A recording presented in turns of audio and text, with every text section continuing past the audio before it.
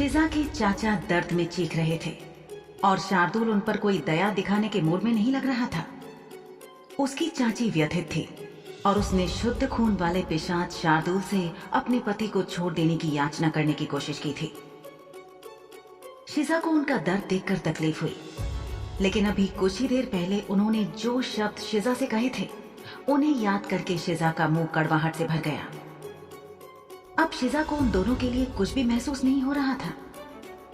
ऐसा लगता था कि शुरू से ही वो उन दोनों के लिए बस एक बलि का बकरा थी जिसे वो बेचने के लिए अपना रहे थे ताकि उस रकम से वे अपना जीवन यापन आराम से कर सकें।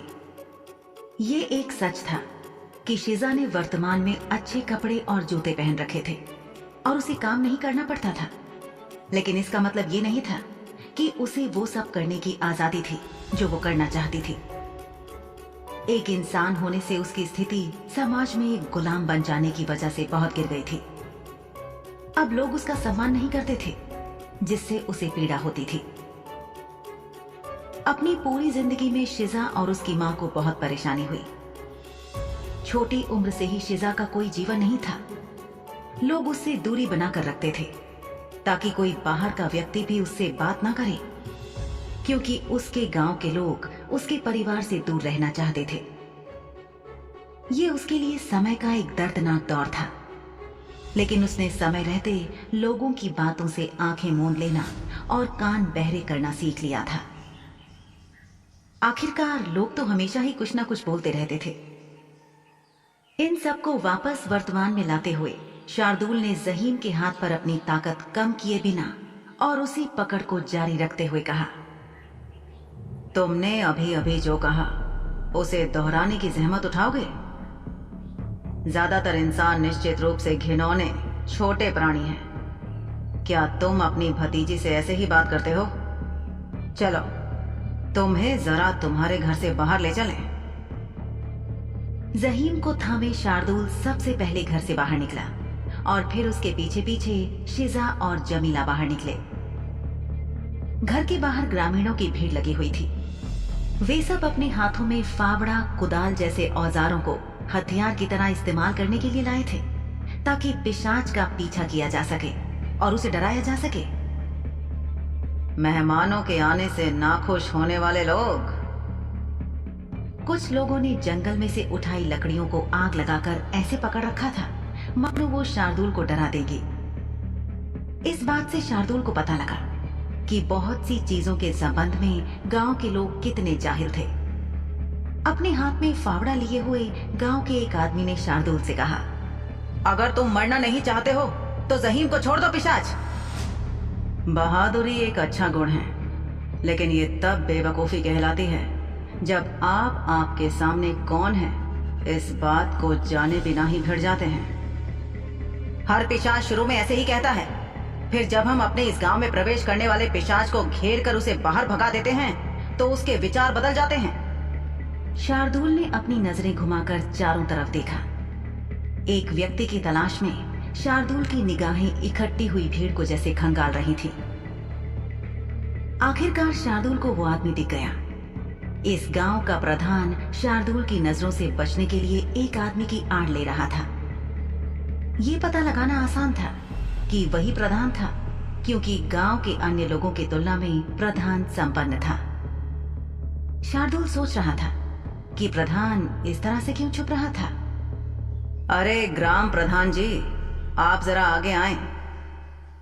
वो उम्रदराज व्यक्ति देखने में काफी बड़ा लग रहा था, जबकि असलियत में शार्दुल एक पिशाच होने के कारण उस आदमी से दशकों बड़ा था और ये राज उस प्रधान से भी छुपा नहीं था। अभी कुछ ही देर पहले जब उसने अपने कार्यालय में एक शिकायत सुनी कि एक पिशाच उनके गांव में घुस आया था और अपने नुकीले दांत लोगों को दिखा रहा था, तो प्रधान चौंक गया था, क्योंकि नुकीले दांत दिखाना इस बात का संकेत था कि पिशाच यहाँ एक या एक से अधिक लोगों को मारने की कोशिश करने वाला था। इसीलिए प्रधान ने गांव के लोगों को पिशाच का पीछा करने, उसे खदेड़ने या मारने की मंजूरी दे दी थी। दुर्भाग्य से वो नहीं जानता था कि ये शुद्ध खून वाला पिशाच था जिसने उसके गांव में कदम रखा था। बहुत से ग्रामीण और नगरवासी परिषद में काम करने वाले अधिकारियों को कभी नहीं जानते थे। वे अधिकतम अपने देशों के राजा, बड़े मंत्री या ग्राम प्रभारी और प्रधान से ही परिचित थे, जिन्हें उस विशेष गांव को सौंपा गया होता था। जबकि कुछ लोगों को कुछ भी पता नहीं था कि शार्दुल कौन था। तब भी बहुत से लोग शार्दुल शाह के बारे में, उसके काम के विचित्र और अनोखे तरीकों के कारण उसे जानते थे। यही नहीं, इस ग्राम प्रभारी को एक सर्दियों का मेला देखने को मिला था, जहां उसने शार्दुल शाह नाम के इस आदमी को देखा था, जो न केवल एक बड़े रुतबे वाला पार्षद था, बल्कि दूसरी पीढ़ी का एक उच्च शुद्ध खून वाला पिशाच भी था। ऐसी बहुत सी चीजें थी जो निम्न वर्ग के लोग नहीं जानते थे। शुद्ध खून वाले पिशाची की पीढ़ियों में पहली और दूसरी पीढ़ी सबसे पुरानी और सबसे शुद्ध थी। अब जब पिशाच ने जहीम को पकड़ लिया था, तो प्रधान भीड़ से बाहर निकल आया। बहुत अदब से वो झुका, जिसने बहुत सारे ग्रामीणों को भ्रमित किया कि क्या हो रहा था। अभिवादन में अपना सिर झुकाकर वो बोला, पार्षद शार्दुल शाह साहब, नमस्कार। प्रधान एक गोरा घने बालों वाला आदमी था, जिसका कद छोटा था और उसके बाल अलग अलग दिशाओं में फैले हुए थे। शार्दुल ने अनुभव किया कि वो जितने भी ग्राम प्रधान या प्रभारियों से आज तक मिला था, उनमें से ज्यादातर कद में बहुत छोटे ही थे। आप गांव के प्रधान हैं, आप वहां पीछे खड़े होकर क्या कर रहे हैं? क्षमा करें शाह साहब, मैं एक चीख सुनने के बाद अभी अभी ही घटनास्थल पर पहुंचा हूं। ये आदमी घबराया हुआ था और उसने अपने हाथ जोड़ लिए। शार्दुल ने कहा, क्या ये मेरी कोरी कल्पना थी, या यहाँ के लोगों ने वास्तव में ये फैसला किया है कि वे एक पिशाच को औजारों से मारते हुए गांव के बाहर धकेलेंगे और उनके मुताबिक किसी पिशाच का शिकार करना ठीक है, और इस वक्त वो पिशाच निश्चित रूप से मैं हूं। अरे नहीं शाह साहब, किसकी मजाल है ऐसा करने की? गांव वाले जहीम के लिए बहुत फिक्रमंद हो गए होंगे या अपनी सुरक्षा को लेकर डर गए होंगे। शिजा ने देखा कि ठंड होने पर भी प्रधान के माथे पर पसीने की मात्रा बहुत ज्यादा थी।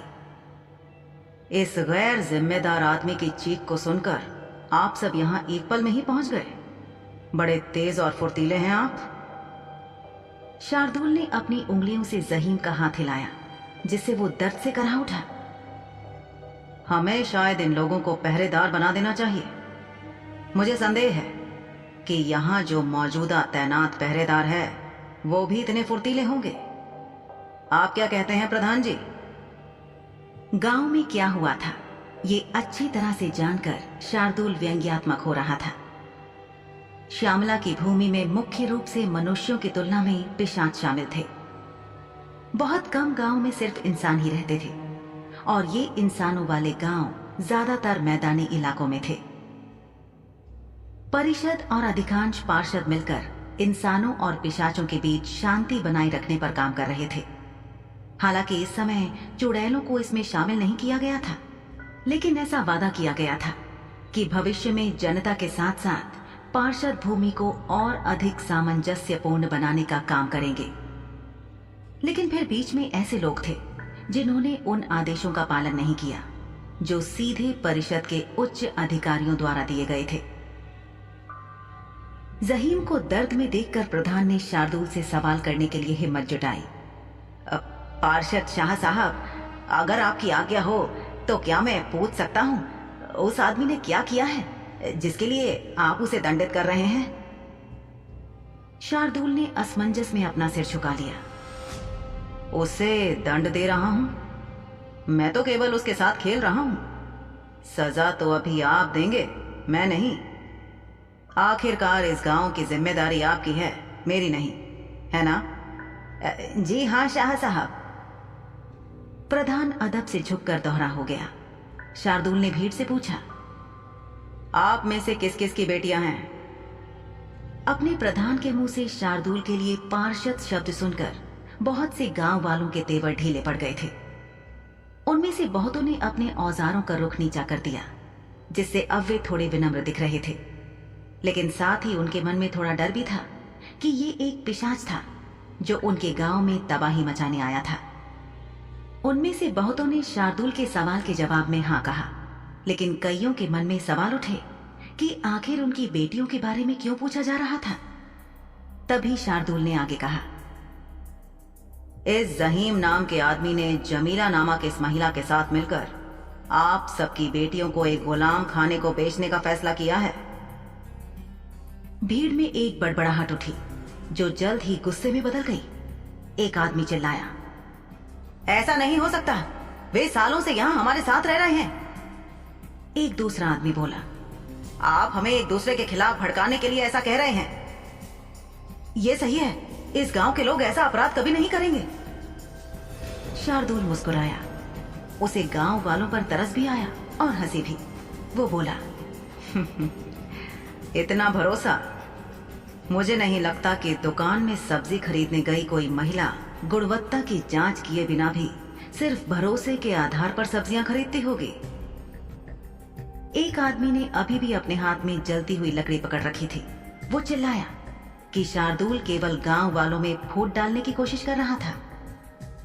शार्दुल ने उसकी बात सुनी और शार्दुल ने शिजा के चाचा को देखने वाले लोगों से कहा, मेरे पास यहाँ ये कठपुतली का खेल खेलने के अलावा और भी महत्वपूर्ण चीजें हैं, आप उससे खुद क्यों नहीं पूछते? गांव वालों को अब भी संदेह था कि शार्दुल किस बारे में बात कर रहा था। हालांकि ऐसी बहुत सी बातें थीं जिनमें ग्रामीण अनभिज्ञ थे, लेकिन जिन चीजों से वो अनभिज्ञ नहीं थे उनमें से एक गुलाम खाने का अस्तित्व था। यहाँ तक कि आसपास के गांव में या जंगल के पास लगने वाले बाजार के दौरान वे अक्सर ये सुनिश्चित करते थे कि वे बहुत अंदर तक ना जाएं, क्योंकि वही जगह थी जहां युवा लड़कियों और लड़कों के लिए लोगों को रिश्वत दी जाती थी या उनका अपहरण कर लिया जाता था। जहीम से सच उगलवाने के लिए शार्दुल ने उसकी उंगलियों को और मोड़ दिया, जिससे कड़ाक की आवाज हुई, जिसे केवल शार्दुल ने सुना। और क्योंकि ये जहीम की हड्डी थी तो उसे दर्द का एहसास हुआ। वो दर्द से रोया, दर्द होता है। क्या तुम अपनी मर्जी उन्हें बताओगे कि क्या तुम अपनी भतीजी को गुलाम खाने को बेचने में शामिल थे, या तुमसे सच बुलवाने के लिए मैं कुछ करूं? अब तक जो लोग सिर्फ शार्दुल, प्रधान और जहीम को ही देख रहे थे, उनकी नजर दरवाजे के पास खड़ी शिजा पर पड़ी। कई दिनों से गायब लड़की को अचानक देखकर लोगों को शार्दुल की बातों पर और शक करने की आवश्यकता नहीं थी, लेकिन सवाल ये था कि ये बात किस हद तक सच थी। जहीम बहुत अधिक दर्द में था और उसकी एक उंगली टूट गई थी। उसने जमीला की तरफ देखा। जमीला डर से देख रही थी कि अब आगे क्या होने वाला है। उन्होंने कभी नहीं सोचा था कि उनका पर्दाफाश हो जाएगा, कम से कम इस तरह तो नहीं। जब उसके पति और उसने रत्तूलाल नाम के उस आदमी से बात की थी जो शिजा को अगवा करके अपने साथ ले जाने वाला था, तो उन्हें बताया गया था कि उनके लिए चिंता करने का कोई कारण नहीं था, क्योंकि लड़की कभी दोबारा उनके सामने नहीं आ सकेगी। लड़की को अपने कब्जे में लेने के बाद उन्हें पैसे मिल जाने थे, जो मिले भी। अब आज इतने सारे लोगों के सामने पकड़े जाने और बेनकाब होने की शर्मिंदगी ने उसे डर से चिंता में डाल दिया। अपने दर्द से कराह रहे पति की पीठ सहलाते हुए जमीला ने घृणा से शुद्ध रक्त वाले पिशाच की ओर देखा। प्रधान ने फौरन जमीला से पूछा, हाँ जहीम खान और जमीला बानो, जल्दी से सच बताओ, वरना बदतर परिणाम का सामना करने के लिए तैयार रहो। जब तक कोई अपने करीबी लोगों को धोखे या जालसाजी से बिकने वालों में शामिल नहीं करता, तब तक लोगों को गुलाम खाने में बेचना बहुत बड़ा अपराध नहीं माना जाता था। अगर ऐसा होता तो गुलाम खाने वालों को कोई गुलाम कैसे मिलता? परिषद ने इस मुद्दे के इस हिस्से पर बहुत ज्यादा ध्यान नहीं दिया था, इसलिए गरीब तबके और निम्न समाज ने इसे सुधरवाने की जगह अपनी सहूलियत से इस तरह के मामलों को अपने हाथों में ले लिया। न्याय की हालत वैसी थी जैसे उन्होंने सफेद और काली चुड़ैलों को जब जहां पाया, उन्हें बिना कुछ कहने का मौका दिए जला दिया। जमीला का सिर शर्म से झुक गया और उसने जवाब दिया, हाँ, हमने अपनी भतीजी को बेच दिया, शिजा को गुलाम खाने को बेच दिया। लोगों को विश्वास नहीं हो रहा था कि गांव में उनके साथ रहने वाला कोई साथी पुरुष अपनी बेटी जैसी भतीजी के साथ ऐसा कर सकता है। शार्दुल ने दर्द से कराहते जहीम के हाथ को छोड़ने से पहले शेष 4 उंगलियों को तोड़ दिया। वो रोया, हाय मेरी उंगलियां। पिशाच ने अपनी जेब से रुमाल निकाला। अपने दोनों हाथों को पोंछते हुए उस रुमाल को सीधे नीचे गंदी जमीन पर गिरा दिया। मुझे उम्मीद है कि जहीम के साथ आज हुआ बर्ताव, जो चीजें पहले यहाँ हुई हैं, उनको ना दोहराए जाने के लिए एक अच्छे उदाहरण का काम करेंगी। शार्दुल जानता था कि सम्मान से ज्यादा गांव वालों में डर पैदा होगा, लेकिन इससे कोई फर्क नहीं पड़ता था, क्योंकि कभी कभी डरना भी जरूरी था। शार्दुल की नजर में चीजों को सुधारना जरूरी था। वो शिजा के पास गया और बोला, मेरा काम यहां हो गया शिजा। शिजा सदमे में थी। उसने अपने चाचा की ओर देखा जो दर्द से करा रहे थे। उसकी उंगलियां टूट गई थीं और शिजा को समझ नहीं आ रहा था कि वो ऐसे ही रहेंगी या उनको ठीक करना संभव था। जिस तरह से चाचा की उंगलियां पीछे की ओर टूटी हुई दिखती थीं, शिजा को संदेह था कि कुछ किया जा सकता है।